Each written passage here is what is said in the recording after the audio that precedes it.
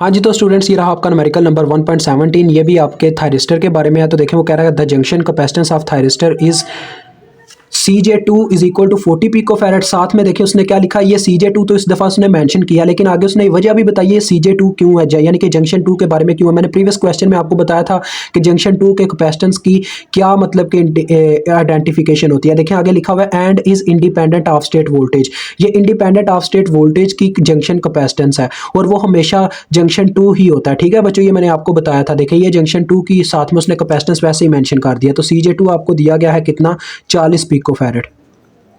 आगे देखते हैं, वो कहता है कि the limiting value of charging current to turn on the thyristor, यानी कि थायरिस्टर को टर्न ऑन करने के लिए जो करंट की ज़रूरत पड़ती है वो हमारे पास 20 मिली एम्पेयर है। ठीक है बच्चों, तो 20 मिली एम्पेयर, अब आपको पता होना चाहिए ये कौन सी करंट होगी, जंक्शन 2 की करंट होगी। ठीक है, तो इसको प्रेजेंट किया जाएगा IJ2 के नाम से। IJ2 is equal to 20 milliampere. ठीक हो गया, ओके हो गया। उसके बाद वो कहता है कि अगर हम क्या करते हैं, if a capacitor of 0.02 microfarad is connected across thyristor, यानी कि थायरिस्टर के क्रॉस एक कैपेसिटर अटैच कर दिया जाए 0.02 माइक्रोफैरेड का, तो फिर आपने क्या करना है, डिटरमाइन करना उसकी क्रिटिकल वैल्यू dV/dt कि इसमें कितना चेंज आता है। ये चीज़ आपने फाइंड आउट करनी है। बच्चों देखो आपको दो जगह पे ये चीज़ फाइंड आउट करनी पड़ेगी, मैं आपको बता देता हूँ। इसकी कैपेसिटेंस जब भी बच्चों इस तरह से कोई नई कैपेसिटेंस आती है उसको हम CE का नाम देते हैं, एक नया कैपेसिटर। ठीक है, C और साथ में E से मेंशन करते हैं। ठीक है, ये चीज़ याद रखनी है। तो 0.02 माइक्रोफैरेड, ओके हो गया। ये वो कैपेसिटर है जो हम इसके साथ लगाएंगे। तो असल में उसने ये बोला है कि क्रिटिकल वैल्यू हमने dV/dt फाइंड आउट करनी है। पहले तो हम इसको फाइंड आउट करते हैं इन वैल्यूज़ के साथ, जब यानी ये वाला कैपेसिटर लगाया हुआ था हमने अपने क्या नाम है थायरिस्टर के साथ। ठीक है, तो देखो ये आप जानते हैं कि एक कैपेसिटर यानी कि कैपेसिटर के अक्रॉस जो करंट होती है वो बराबर होती है। मैंने प्रीवियस में निगलेक्टिंग वाला बता दिया था, वो करने की अब ज़रूरत नहीं है। तो एक आपको पता है कैपेसिटर के अक्रॉस जो उसकी करंट होती है वो बराबर होती है capacitance into derivative of voltage according to time. तो यहाँ पे भी वही फार्मूला देखें, CJ2 यानी कि उसकी capacitance into derivative of voltage according to time. Okay हो गया। तो देखो यहीं से फार्मूला बनेगा dV/dt के लिए। क्या बनेगा देखें, दोनों के लिए इस्तेमाल करना है आपने। देखें dV/dt इज इक्वल टू आ गया IJ2 के बटे में चला गया अपना उठ के CJ2। ठीक हो गया बच्चों, अब वैल्यूज पुट करें तो देखें dV ये हम एज यूज कर रहे हैं, यानी कि प्रीवियस वाली वैल्यू निकाल रहे हैं जब पुराना कैपेसिटर लगाया हुआ था तब कितनी थी वैल्यू। तो देखो IJ2 की वैल्यू है 20 मिली, मतलब कि 20 मल्टीप्लाई बाय 10⁻³ और CJ2 की वैल्यू है 40 पिको। 40 पिको का मतलब होता है बच्चों 10⁻12, ये आपने याद रखना होता है। तो इसको सॉल्व करते हैं कैलकुलेटर पे।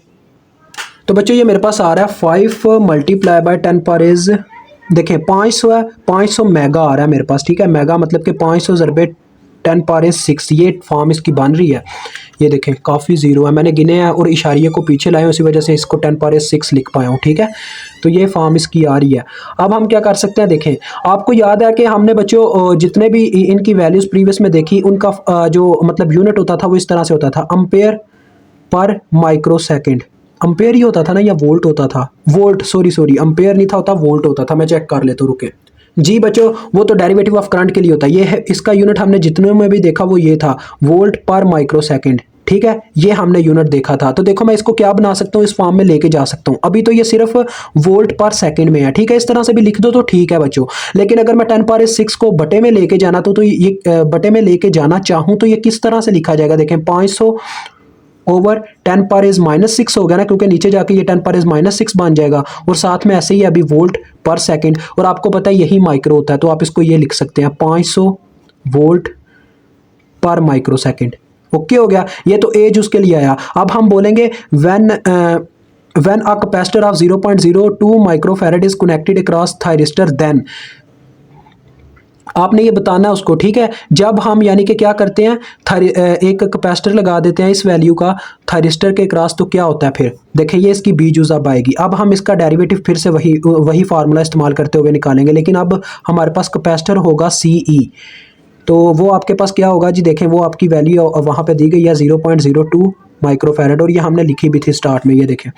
तो इसका फार्मूला ये बनेगा, देखें IJ2 वही फार्मूला पहले मैं लिखूंगा, IJ2 ओवर CE आ जाएगा CJ2 की जगह। ठीक हो गया, देखें वही फार्मूला जो आगे डिराइव किया, बस CE आ गया। तो IJ2 आपके पास वही वैल्यू कितनी थी, 20 मिली, मतलब कि 20 मल्टीप्लाई बाय 10⁻⁻3, और ये आपके पास है 0.02 माइक्रो। तो बच्चों इस दफ़ा माइक्रो को नीचे ही छोड़ दीजिएगा, माइक्रो को कुछ ना करें क्योंकि माइक्रो आगे हमने बनाना पड़ा, तो माइक्रो बनाने की ज़रूरत नहीं है, इसको बटे में रहने देते हैं एज इट एज। ठीक है, ये 0.02 का काम ख़त्म करते हैं। 20 मल्टीप्लाई बाय 10 पावर इज -3 है। इसको जब डिवाइड करते हैं 0.02 से, फिर हमारे पास क्या आ जाता है जी, 1 आ जाता है। तो बच्चों ये आ रहा है 1, ये ओवरऑल 1 बन रहा है। ठीक है, समझ आ रही है ना मेरी बात, ये ओवरऑल 1 बन रहा है। तो ये आ गया 1 वोल्ट पर माइक्रो सेकेंड, ये आपका आंसर आ रहा है। ठीक है, इसको मतलब हल करने से 1 आता है, तो यहाँ पे आपको पता है वोल्ट यूनिट होता है और बटे में हमने माइक्रो बचा के रखा हुआ था, माइक्रो और साथ में सेकंड होता है, क्योंकि ये इसका यूनिट ऐसे बनेगा, ऊपर वोल्ट और नीचे सेकंड। तो ये आपका क्वेश्चन सॉल्व हो गया। मुझे उम्मीद आपको समझ आ गई होगी। खुदा हाफिज़।